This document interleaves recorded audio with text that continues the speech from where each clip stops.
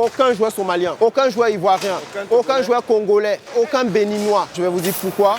Il y a peu d'Africains au Mondial Baby Foot en 2022. Alors aujourd'hui, on a la chance d'accueillir près de 1000 joueurs qui viennent de 45 pays. Actuellement, il n'y a pas de joueurs africains, déjà parce qu'ils n'ont pas eu de visa, sous prétexte qu'il y a un risque d'immigration. Une quinzaine de pays sont concernés par ces problématiques de visa. Il y a deux raisons principales pour le refus des visas. Le premier, c'est le plus connu, c'est le risque d'immigration. Pour moi, c'est une insulte, c'est du racisme, c'est la discrimination.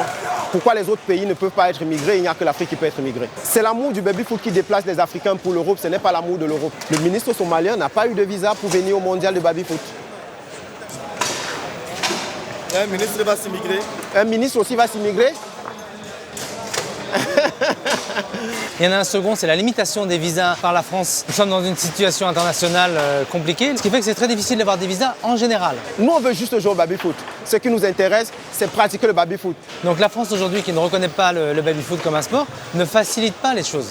Donc des deux côtés, c'est-à-dire qu'il y a certains pays africains qui ne reconnaissent pas l'activité et la France qui ne reconnaît pas l'activité comme un sport. Donc ça complexifie les choses. L'Italie, le Luxembourg, la Suisse, la Slovénie par exemple, sont des pays qui reconnaissent le baby-foot comme un sport. On va à table 89, on a un match là-bas. Ok, c'est bon, on y va. Je vous souhaite beaucoup de chance.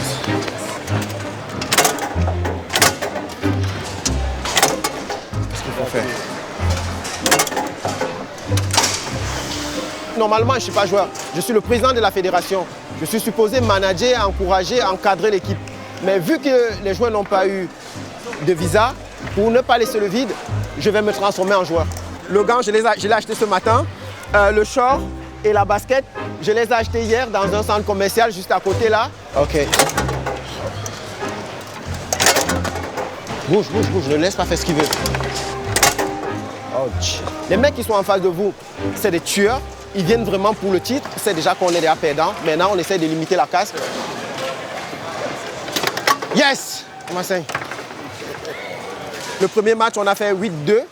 Le deuxième, on a fait 8-1. On arrive à marquer 1 but, 2 buts, 3 buts. Pour moi, c'est énorme. On veut voir un peu leur style de jeu, comment ils jouent. Mais je pense qu'ils jouent rapide.